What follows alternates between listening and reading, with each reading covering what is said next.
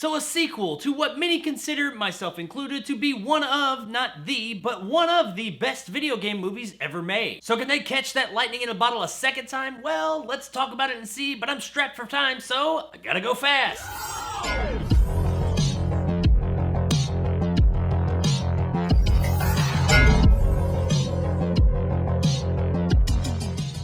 Sonic the Hedgehog 2 is brought to us by director Jeff Fowler and stars Ben Schwartz, Idris Elba, and Jim Carrey. When the manic Dr. Robotnik returns to Earth with a new ally, Knuckles the Echidna, Sonic and his new friend Tails is all that stands in their way. So I'm a big Sonic the Hedgehog fan, and I was a big fan of the 2020 Sonic the Hedgehog movie. If you check out my every video game ever made ranking right here in my video game movie review series, you'll see that I rank 2020 Sonic the Hedgehog as number 5 out of all the video game movies ever made. I really liked the movie. I thought it did everything just right, and especially after that initial trailer we got of it, we all thought it was going to be an absolute shit show. What we ended up with was kind of amazing. It was a fun movie that didn't have any business being as good as it was. I mean, really, who walked into that theater in 2020 thinking that that movie was going to be any good? So when we got the announcement of the sequel, I was really excited, while at the same time a bit tepid. You see, I always viewed the first Sonic movie to kind of be lightning in a bottle. It just shouldn't have worked, but somehow they pulled it off. So testing the movie gods twice didn't seem like the best idea. But the movie made a lot of money and got pretty favorable reviews, so of course we get a sequel. And here we are with Sonic the Hedgehog 2. And as a fan of Sonic the Hedgehog since he first debuted in 1991, and a fan of the previous movie, when it came to this movie,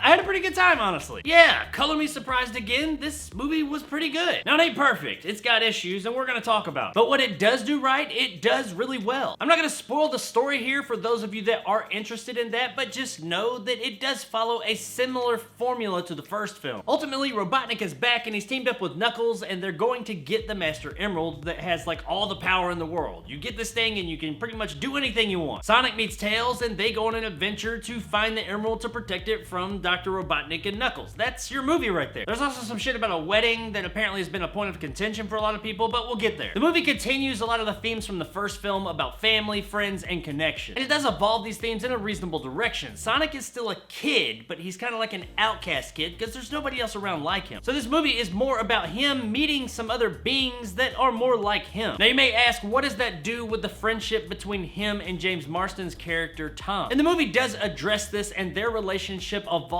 as well, and I liked where they went with it, but there was an aspect to that whole thing about them being friends and now Sonic having new friends, that I thought that the movie had an opportunity that it kind of missed. I think that they could have delved into it a bit more and shown how this relationship changes and evolves a little bit more naturally. What they do with it makes sense, and I'm happy with it. I just think that they did have an opportunity to go a bit deeper with it. And I know I'm talking about deep personal relationship issues when it comes to a Sonic movie, but look at the first one. That is what a good portion of that film was about. It was about Sonic being all alone, having no family, and being pretty depressed about it. And when the movie goes into adventure mode, which is a good portion of the film, that is when it's at its best. Honestly, the movie is at its best as long as Sonic and friends are on screen. And you may be asking yourself, well, it's a Sonic movie, isn't he always on screen? Well, no, because we also have the human characters. Now, I'm not one of those people that just hates the human characters and think they have no place within this universe. I know that they're not really in the video games. There's that real weird entry where he makes out with a human woman, and that was just,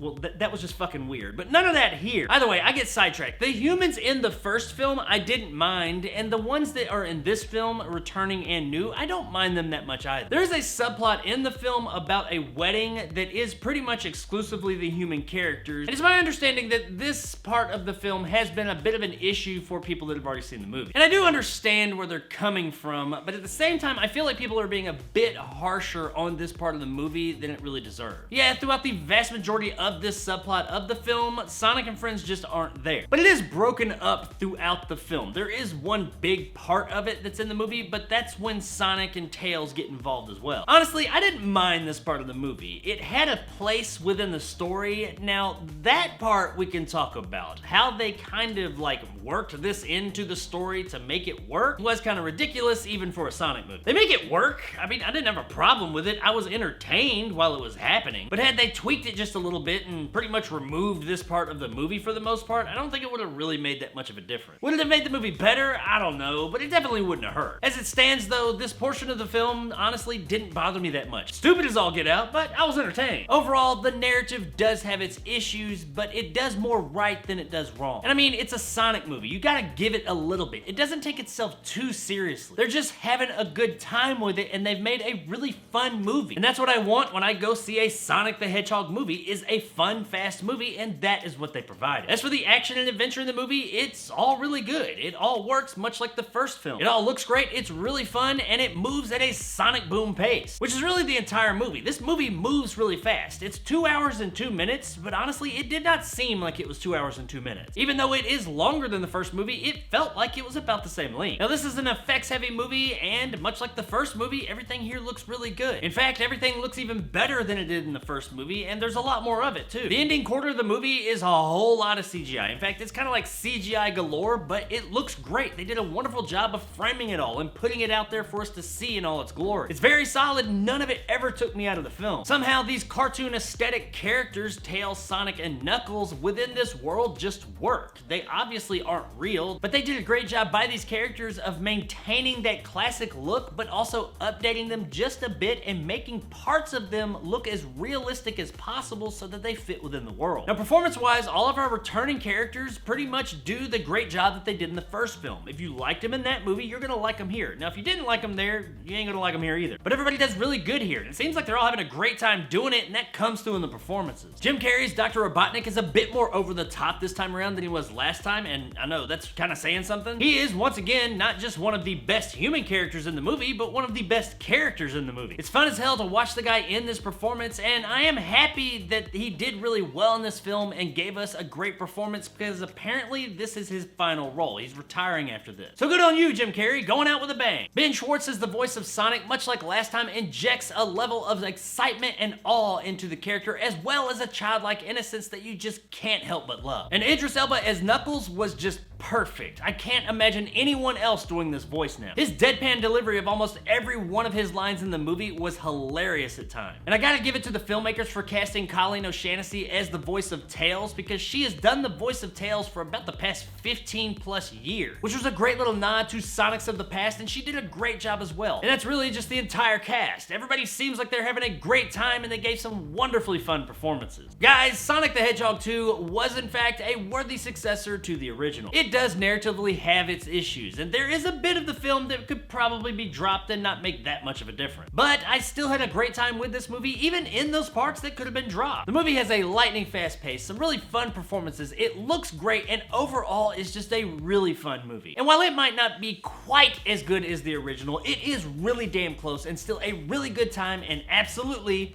worth a buy. Do it!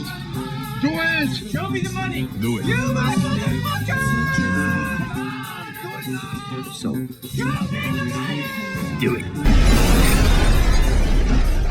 If you enjoyed the first Sonic movie, you're gonna enjoy this one. If you didn't, then why the hell are you watching this review? So there it is, guys, my review of Sonic the Hedgehog 2. If you enjoyed and want more content like this, hit that subscribe button and help my little channel grow. If you want to help out the channel, check out my Patreon in the description below, become a jarhead and get some of the awesome benefits that go along with that, like these guys, and possibly join my top tier and become a bad motherfucker like my man Dragon Khan and Marge G. If you like video games or you want to see somebody occasionally play a Sonic game, then check out my new gaming channel, Jag. Link in the description. Any support is appreciated. If you liked what I had to say, give me a like. If not, let me know in the comments below why. And as always, stay sexy, Marble Zone.